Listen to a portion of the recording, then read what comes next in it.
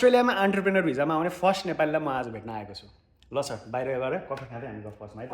ल let's go. उहाँ हुनुहुन्छ विक्रम अर्यालजी। हेलो। तपाईँलाई क्विक 3टा क्वेसन छ मेरो। ओके। यो भिजाको बारेमा तपाईँले कसरी थाहा पाउनुभयो एन्टरप्रेन्योर भिजाको बारेमा?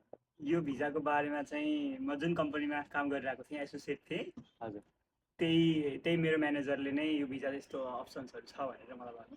ओके। नेपालमा के पढ्नु भएको थियो तपाईँले? नेपालमा मेरो इन्जिनियरिङ मेरो अनर पनि देखाउनु भयो तपाईँले। ए सरी ल ल तपाईँलाई देखाउँ। म नेपालमा चाहिँ इन्जिनियरिङ इलेक्ट्रोनिक्स इन्जिनियरिङ गरेँ हो अनि later I switch to computer and software side. अनि त्यसपछि अब मेरो चाहिँ के थियो भन्दाखेरि स्टुडेन्ट भिजा एकदम गाह्रो छ भन्ने थाहा थियो मेरो दाइ अस्ट्रेलियामा अलरेडी।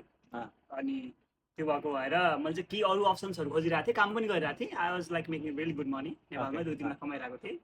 म त्यस्तो प्रेसर थिएन कि विदेश आइहाल्नुपर्छ भन्ने। अनि यो अपर्च्युनिटी आयो अनि कुरेर बसेँ म। कुरेर बस्ने मान्छेले के अपर्च्युनिटी पाउँछ भन्छ नि त होइन, पेसेन्स हुनु पर्यो।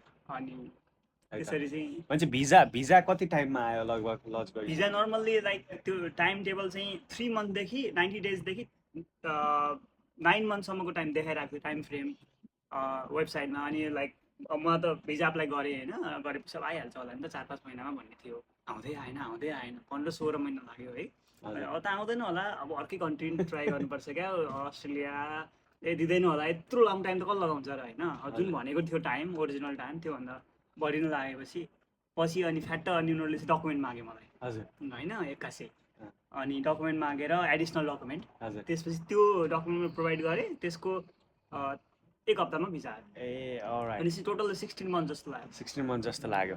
ल सुनिहाल्नुभयो गाइज है, नेपालबाट अस्ट्रेलिया आउँदै गर्दा स्टुडेन्ट भिजा मात्रै छैन, there are other visa subclasses as well, please explore. र यदि तपाईँलाई केही फर्दर इन्फर्मेटिभ एन्टरप्रेन्योर भिजाको लागि बिजनेस भिजाको लागि बुझ्नु मन छ भने चाहिँ म उहाँको प्रोफाइल टिकटक प्रोफाइल लिङ्क्डइनमा विक्रम अर्याललाई लिङ्क्डइनमा रिच आउट गर्न सक्नुहुन्छ। Thank you so much for watching.